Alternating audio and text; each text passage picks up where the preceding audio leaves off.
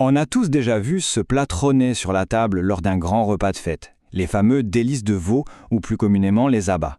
Aujourd'hui, on va faire un décryptage un peu spécial. On va suivre le voyage physiologique fascinant de ce repas à travers le corps humain, en s'appuyant sur les travaux du docteur Moataz Al-Kouaye, un spécialiste en nutrition thérapeutique. Bref, on passe sous le capot pour voir ce qui s'y passe vraiment. Culinairement parlant, c'est un classique. Un goût riche, une texture unique, c'est le plat de célébration par excellence. Mais voilà l'huic, sa teneur explosive en graisse et en cholestérol nous oblige à regarder les choses d'un point de vue un peu plus scientifique. Sous cette croûte délicieuse, il y a une réalité biologique beaucoup plus complexe qu'on ne l'imagine. Au programme de notre exploration du jour, on va d'abord définir exactement ce qu'il y a dans l'assiette, ensuite on va traquer l'impact direct sur le cœur, le foie et le cerveau, puis on fera redescendre la pression en découvrant les vrais bienfaits nutritionnels avant de terminer par les règles d'or pour en profiter sainement.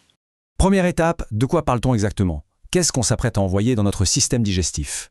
Ce qui est dingue, c'est la diversité de ce qu'on y trouve. Selon le docteur Al-Kouaye, c'est un véritable condensé. Du cerveau, des intestins, des tripes, des poumons, de la rate, du foie, de la langue, des reins et même du cœur. Biologiquement, ce sont des tissus extrêmement denses, saturés en graisse. Et forcément, pour notre métabolisme, ça représente un véritable défi de digestion. Deuxième point, et on entre dans le vif du sujet, l'impact sur notre cœur.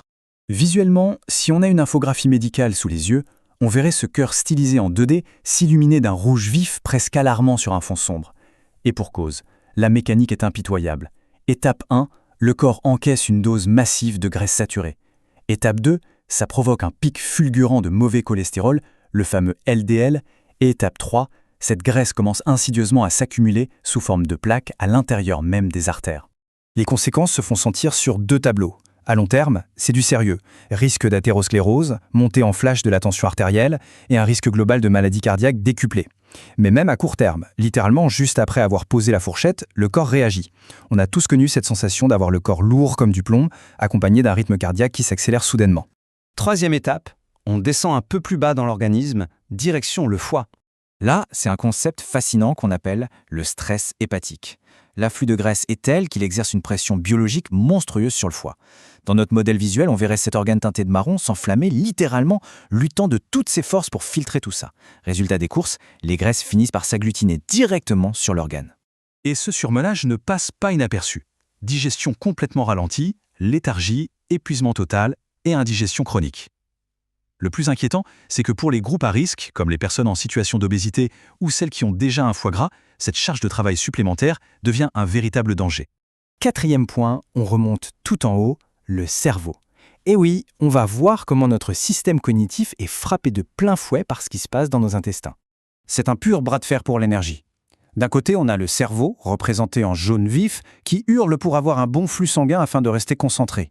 De l'autre, la réalité biologique. Le corps redirige agressivement toute l'énergie disponible vers l'estomac et les intestins pour gérer la bombe calorique qu'on vient d'avaler. Et le perdant de ce combat, c'est notre vivacité d'esprit. On se retrouve avec une somnolence sévère, une paresse monumentale et une incapacité quasi totale à se concentrer. Le fameux brouillard mental qui nous cloue au canapé pendant des heures après le repas n'est pas un mythe, c'est une pure dérivation d'énergie. Cinquième point, on fait redescendre la tension médicale d'un cran. Les voyants rouges s'éteignent, car figurez-vous qu'il y a des bienfaits cachés là-dedans. Et oui, si on n'en abuse pas, c'est une vraie petite mine d'or nutritionnelle. Le docteur Al-Kouaye rappelle que ces abats regorgent de protéines ultra efficaces pour construire nos muscles et nos tissus. On y trouve aussi une excellente dose de fer pour nos globules rouges, du zinc qui vient booster notre système immunitaire comme un bouclier, et enfin de la vitamine B12, indispensable pour la santé de nos nerfs et notre production d'énergie. Sixième et dernière étape, les recommandations santé. Comment profiter de la tradition sans déclencher d'alerte générale dans notre corps? La prescription médicale tient en 4 règles d'or hyper simples. Règle numéro 1, absolument non négociable, la modération stricte des portions. Règle numéro 2, on oublie la friture à l'huile lourde, on fait bouillir ou on grille, ça change tout. Règle numéro 3, on inonde l'assiette de légumes pour équilibrer. Et enfin, règle 4, on s'hydrate à fond, on boit beaucoup d'eau pour aider la machine. En appliquant ces petites astuces, on fait un bien fou à notre métabolisme. On empêche littéralement les graisses et le cholestérol de s'incruster dans nos artères, la digestion redevient fluide, on dit adieu à cette sensation de corps pesant une tonne, et surtout finit l'épuisement total de l'après-midi, c'est tout bénéfice.